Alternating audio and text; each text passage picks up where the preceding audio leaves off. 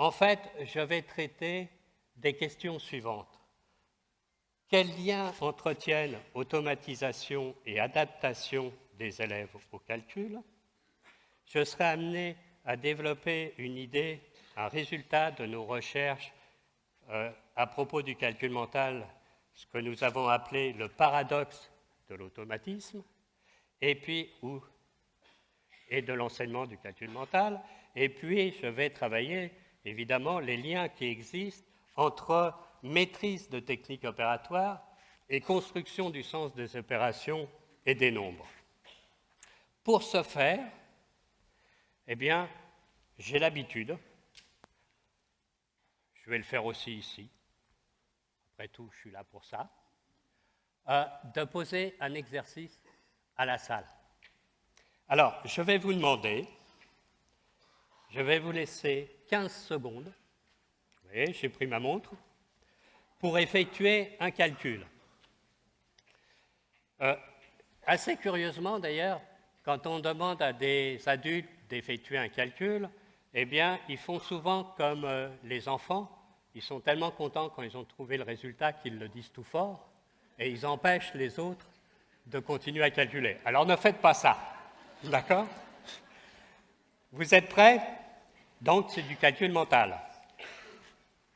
Le but n'est pas de tester vos performances, mais d'analyser finalement à quoi sert un enseignement de calcul mental. Alors, je compte. Vous avez 15 secondes pour effectuer le calcul suivant. 32 multiplié par 25.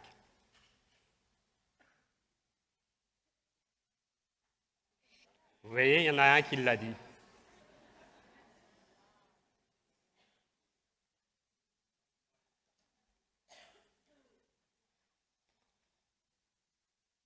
Bien, ça y est, je vous ai même laissé 5 secondes de plus.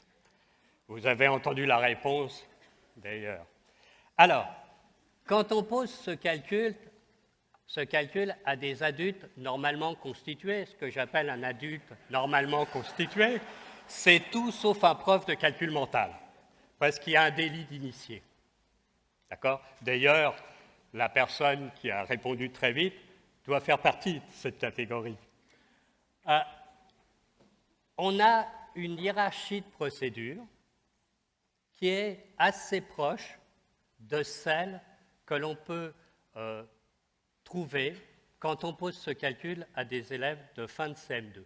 C'est assez étrange, tout se passe comme si, eh bien, soit il n'y avait pas eu de progrès, soit il y a un retour à des procédures mobilisées par des élèves de CM2.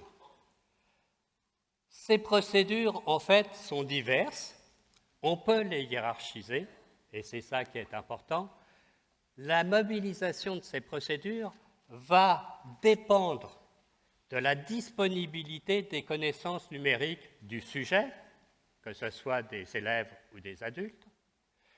Ce que j'appelle une connaissance disponible, c'est une connaissance qui va être mobilisée par le sujet sans qu'il y ait un appel explicite dans la consigne à cette connaissance.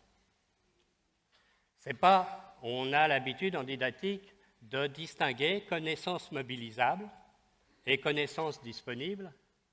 Vous savez, vous avez beaucoup d'exercices de mathématiques.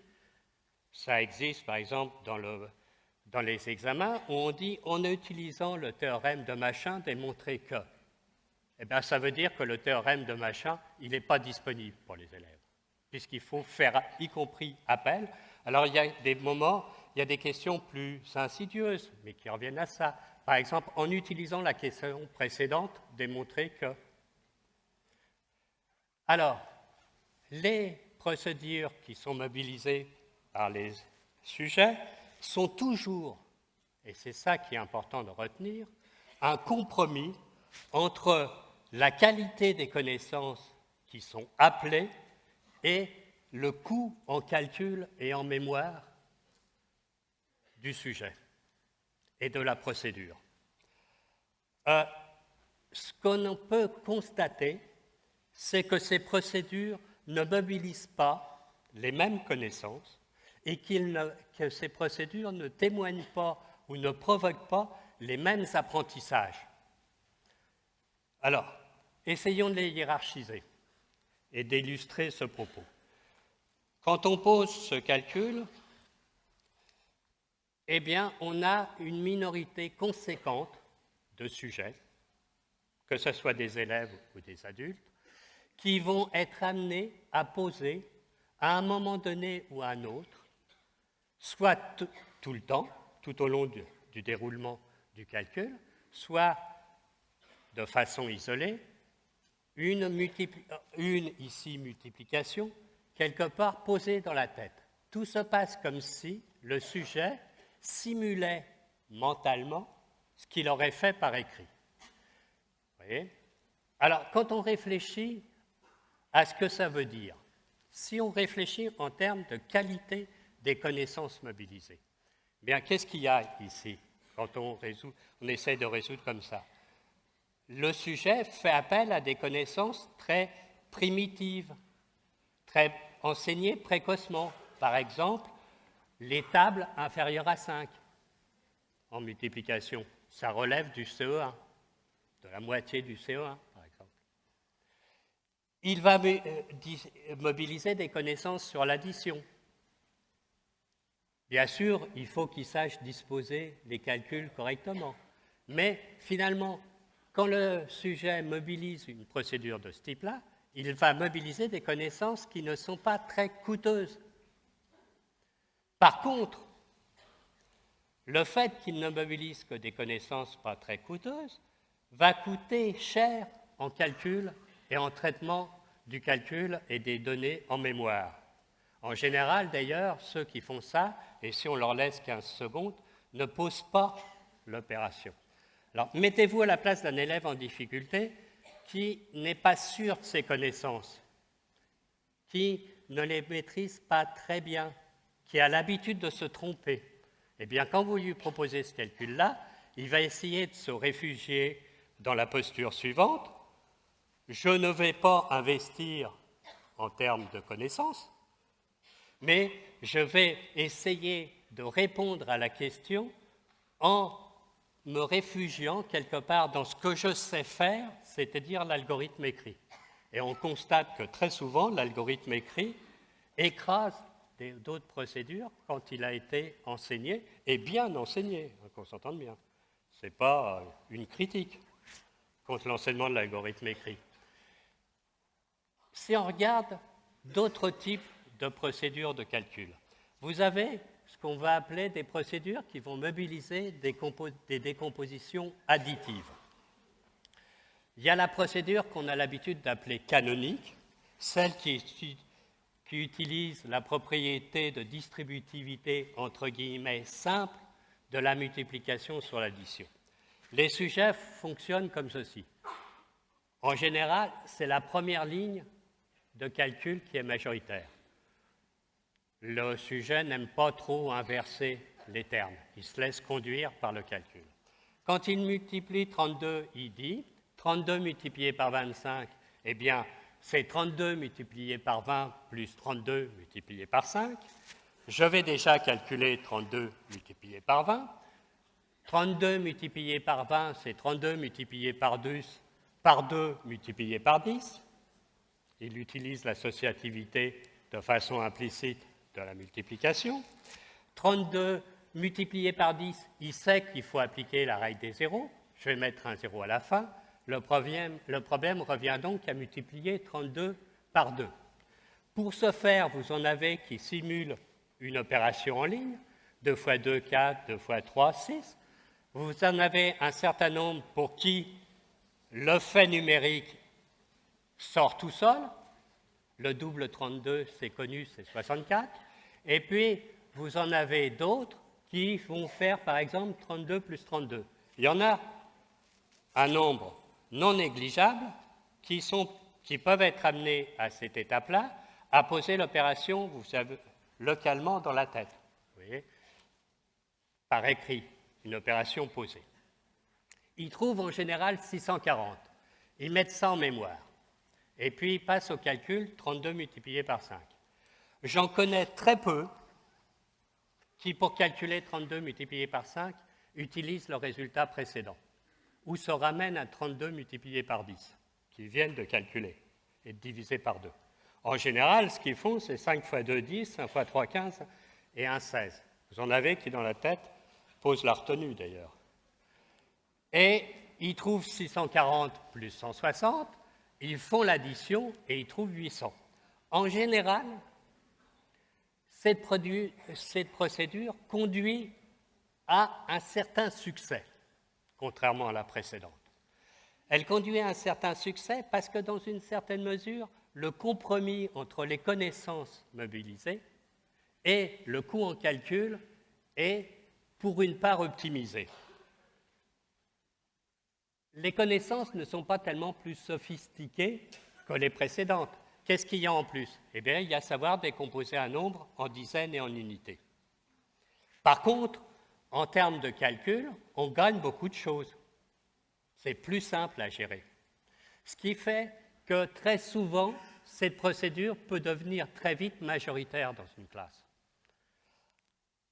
À l'état de trace, de façon assez systématique, on a toujours repéré, mobilisés par les élèves souvent les plus en difficulté, des procédures que nous avons qu'on a appelées distributivité complexe, qui visent à décomposer tous les facteurs, les deux termes de produit, en une somme, et puis de distribuer. Vous voyez bien qu'ici, si ça simplifie par écrit les calculs, la gestion en mémoire est quasi impossible. Pourtant, c'est souvent les élèves les plus en difficulté qui mobilisent cette procédure. Et je pense que beaucoup d'entre vous qui enseignez le calcul mental ont mobilisé l'une de ces procédures suivantes, des procédures qui font appel à des décompositions multiplicatives. Alors, qu'est-ce que vous avez comme procédure qui fait appel à des décompositions multiplicatives? Vous avez une procédure qui est la plus fréquente, c'est celle qui consiste, ce n'est pas la première, c'est la deuxième, qui consiste à calculer 32 fois 25 de la façon suivante. 32 fois 25, c'est 32 multiplié par 100 divisé par 4, c'est donc 3200 divisé par 4. Je n'ai plus qu'à calculer le résultat de cette division. Alors là, vous en avez parfois qui reposent. C'est parfois une question de génération, d'ailleurs. Au début, moi, j'avais tendance à faire comme ça. Poser la division dans la tête, je mettais même un chapeau sur le 32, vous voyez, pour être sûr que je ne me tromperais pas. J'ai progressé depuis, je vous rassure. Mais quand même, vous voyez, c'est quand même étonnant de se dire en 32 combien de fois 4, ça devrait normalement sortir tout seul. Vous avez... Alors, cette procédure conduit évidemment au succès. Une remarque, quand même. Je n'ai jamais constaté, ou très très rarement, d'élèves qui mobilisent cette procédure-là sans en avoir déjà fréquenté, dans d'autres exemples, le même type de procédure. C'est-à-dire que très souvent, elle ne s'invente pas sur le coup. C'est une restitution d'une procédure qui a été fréquentée auparavant. Ça peut arriver quand même. Alors, si je prends la procédure, la troisième, eh bien, elle est plutôt mobilisée au début du collège. Après, ils ne font plus de calcul mental souvent.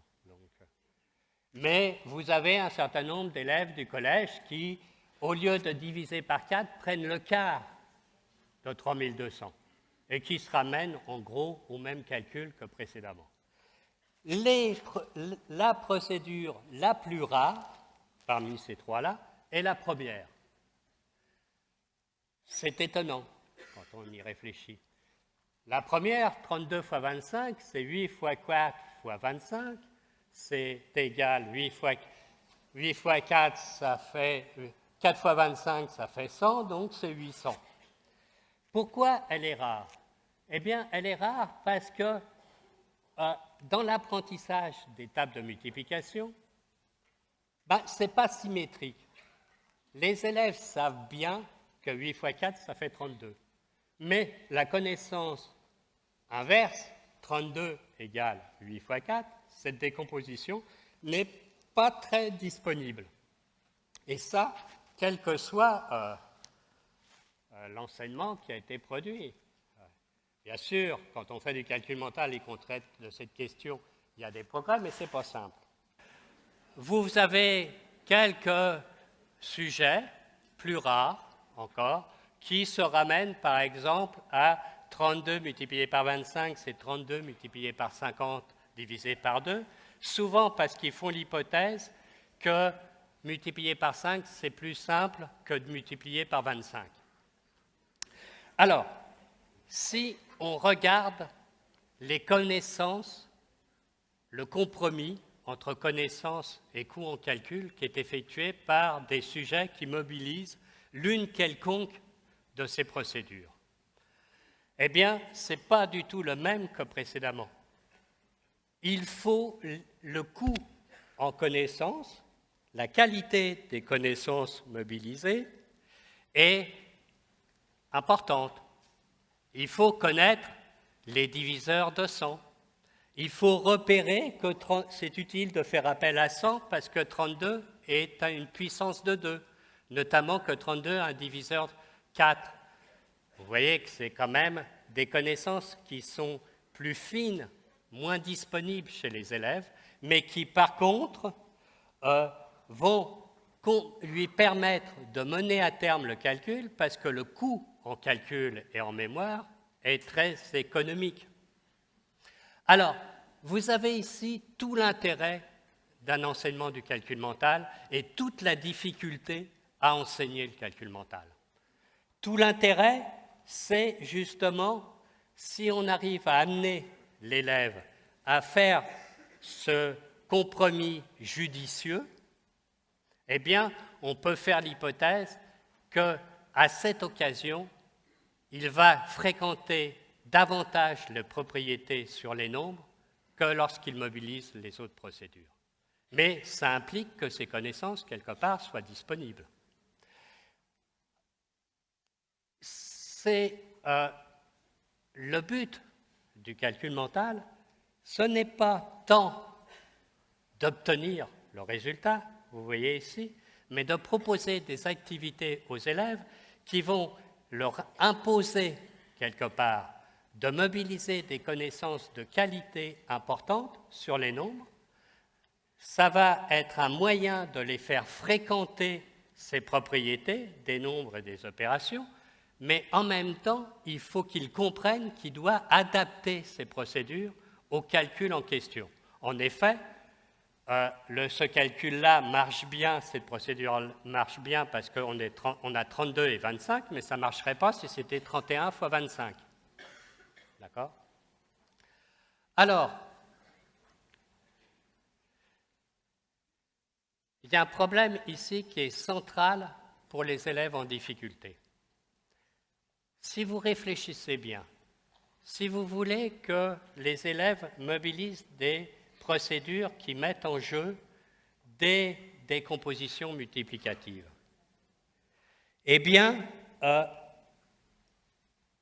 qu'est-ce que vous leur demandez finalement?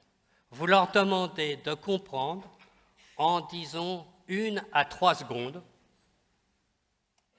quel est l'enjeu de la situation. Vous ne pouvez pas leur dire ce qu'il faut faire, mais l'élève doit comprendre très rapidement, autrement il n'aura pas le temps de faire le calcul, et puis si vous lui laissez trop de temps, ce n'est plus du calcul mental.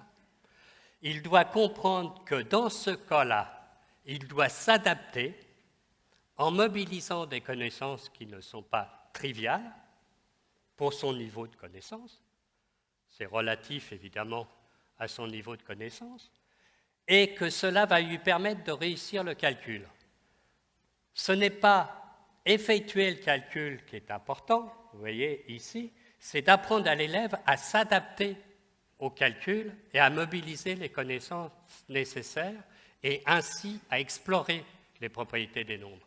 Ça, c'est quelque chose de très compliqué, notamment pour un élève en difficulté. C'est aussi compliqué pour l'enseignant, parce que l'enseignant ne peut pas lui dire « adapte-toi », il va ouvrir les yeux. Vous voyez ? Il ne peut pas lui dire « fais comme ça », parce que dans ce cas-là, ce n'est pas lui qui fait le travail, c'est l'enseignant. mais il doit faire en sorte que l'élève, en quelques secondes, eh bien, s'adapte au calcul. Alors, comment y arriver? On verra plus tard dans l'exposé un certain nombre de pistes, mais ce qui est sûr, c'est que ce n'est pas en lui disant que ça va marcher.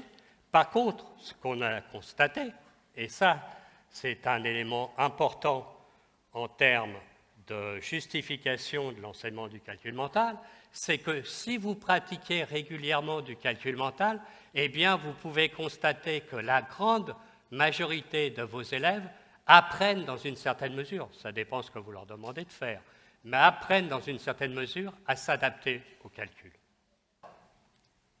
Le paradoxe de l'automatisme.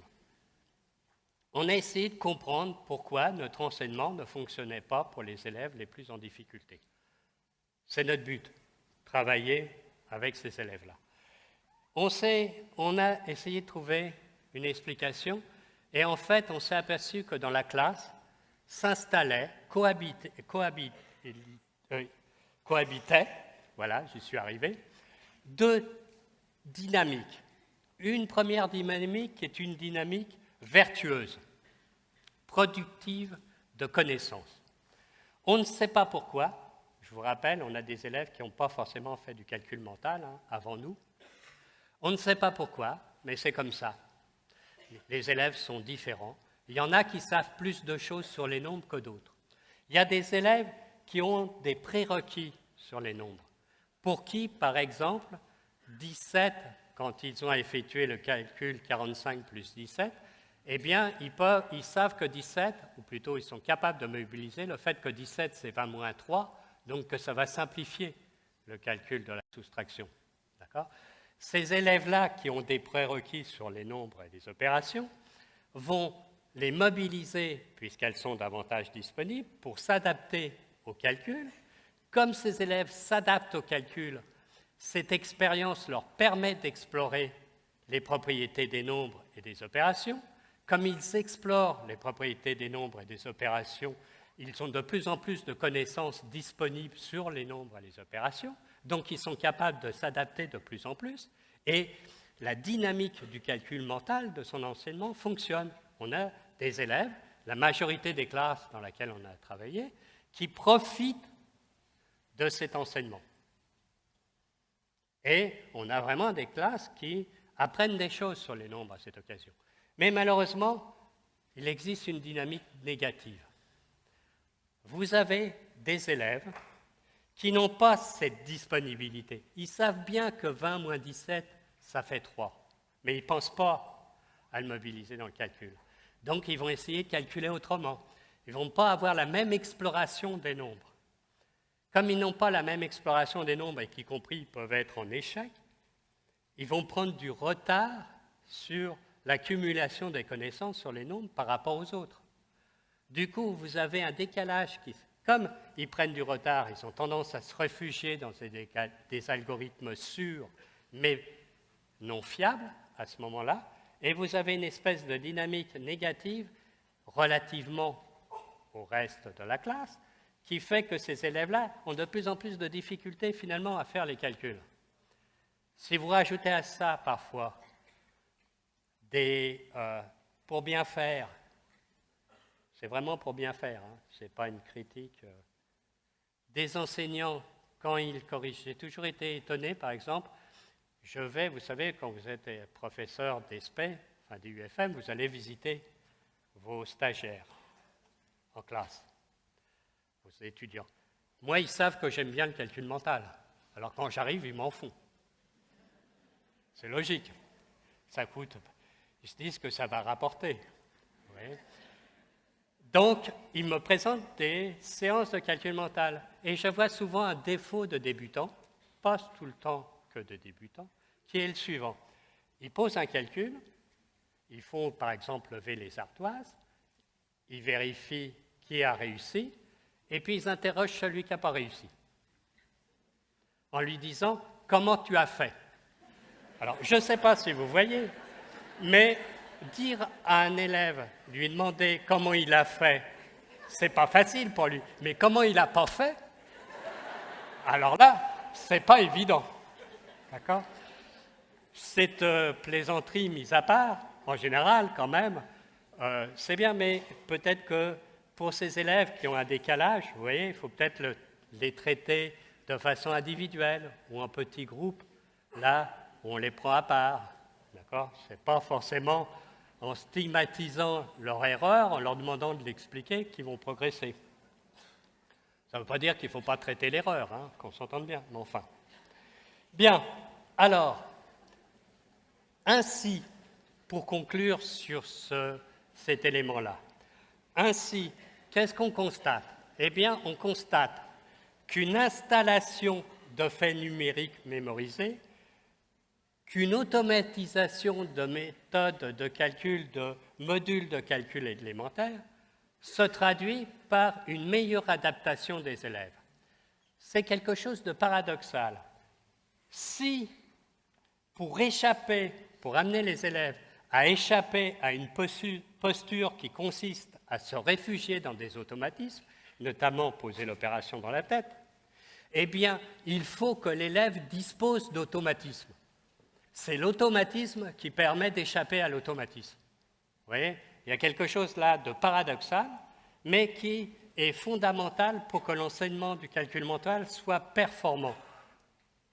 Il faut installer des faits numériques, des modules de calcul, pour demander à ces élèves-là de mobiliser des procédures sophistiquées qui ne peuvent pas se traduire par des automatismes.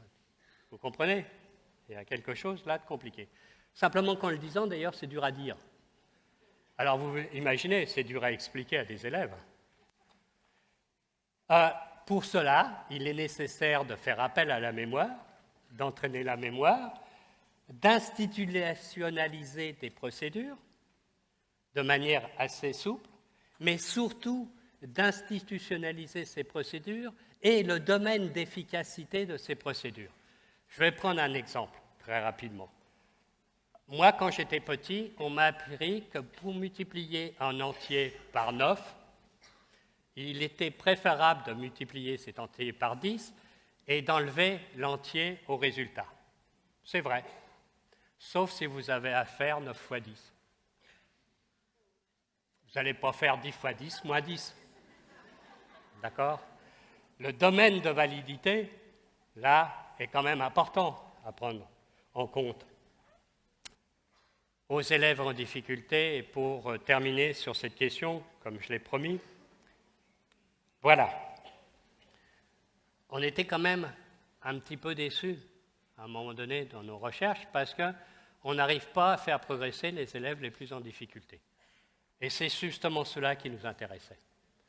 Alors, ce qu'on a fait, c'est qu'on a essayé de mettre en œuvre un enseignement qui allait les faire progresser.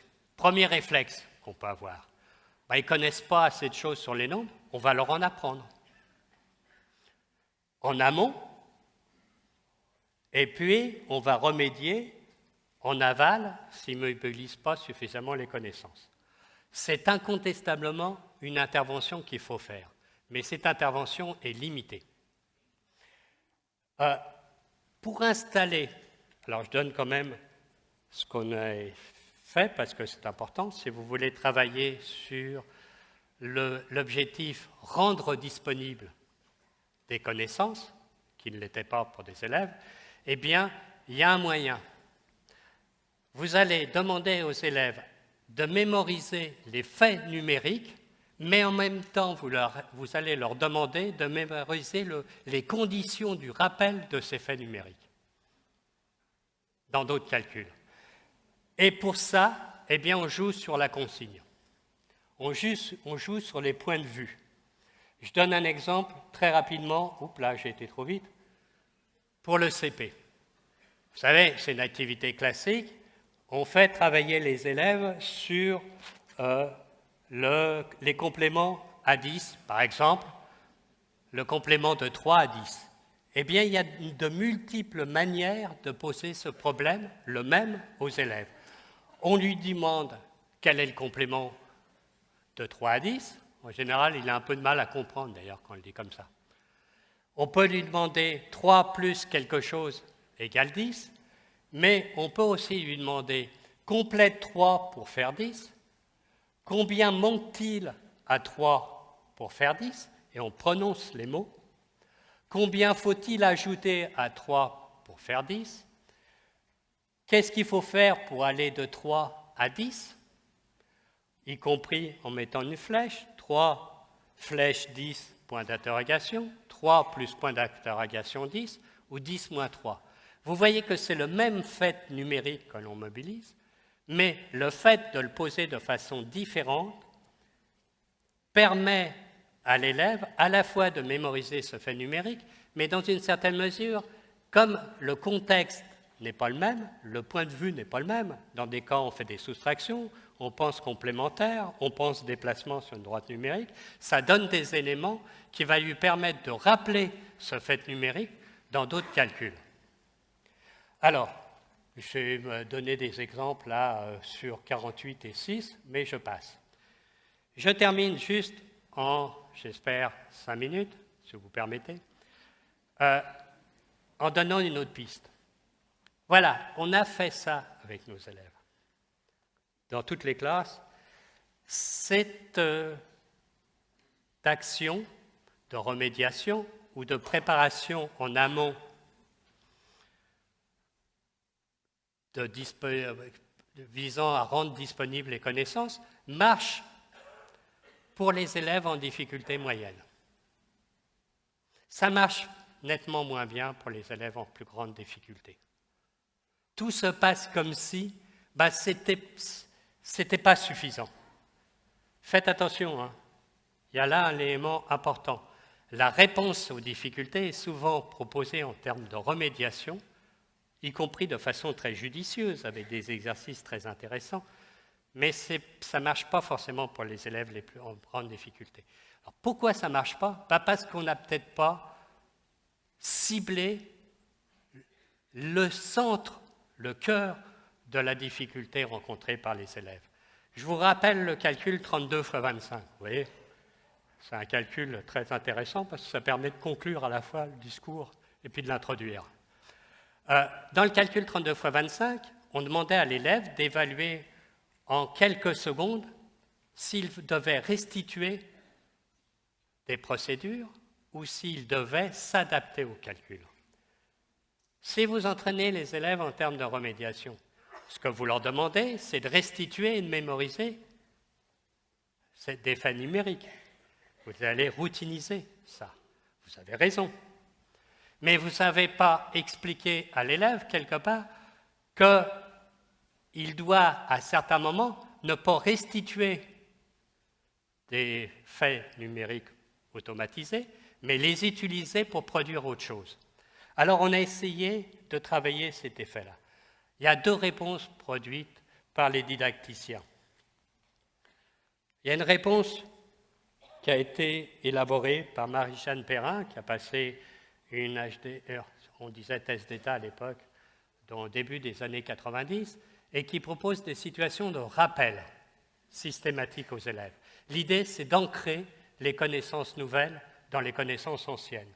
Il faut ménager des moments où le professeur amène les élèves à revenir sur les connaissances fréquentées en classe, où on va mettre en relation ces connaissances, où on va préciser le degré de généralité et les domaines où elles peuvent être investies. Vous voyez, c'est un enseignement méta, mais lié à des contenus précis, où on va amorcer un processus de décontextualisation, de généralisation, mais aussi de recontextualisation pour que ça soit transférable. Eh bien, quand on pratique ce genre de situation, il y a incontestablement des effets sur les apprentissages des élèves. Nous, on a produit quelque chose qui ressemble à ça, mais qui est une adaptation particulière, c'est ce qu'on a appelé les bilans de savoir. Alors, très rapidement, qu'est-ce qu'on demande aux élèves? Eh bien, on leur demande, on les entraîne au calcul mental, avec les 4 types de situations que j'ai exposées là, régulièrement. On a suivi des classes de CM2, de 6e et de 5e. Et on a pris des élèves de 6e, on les a suivis en 5e. On aurait bien aimé suivre les élèves de CM2 jusqu'à la 5e, mais ce n'est pas facile parce qu'il y a une rupture du collège et on les perd. ne sait plus où ils sont pour certains. On n'a pas une cohorte suffisante.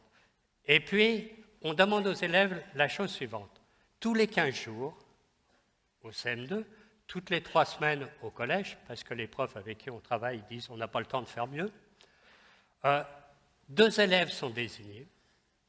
Ils doivent produire tout seuls, sans recopier les traces écrites produites pendant le cours, un texte d'une dizaine de lignes. Ils peuvent faire plus, mais en général, ils font plutôt moins, qui va résumer tout ce qui a été appris pendant la quinzaine, ou la période qui précède, et qu'il est nécessaire de retenir. Alors, quand vous proposez ce genre d'activité aux élèves, au début, ce n'est pas triste, le résultat. Les élèves, par exemple, vont éviter les maths. Ils vont dire, le prof nous a fait faire des multiplications. Ils gardent bien de dire lesquelles. D'accord ?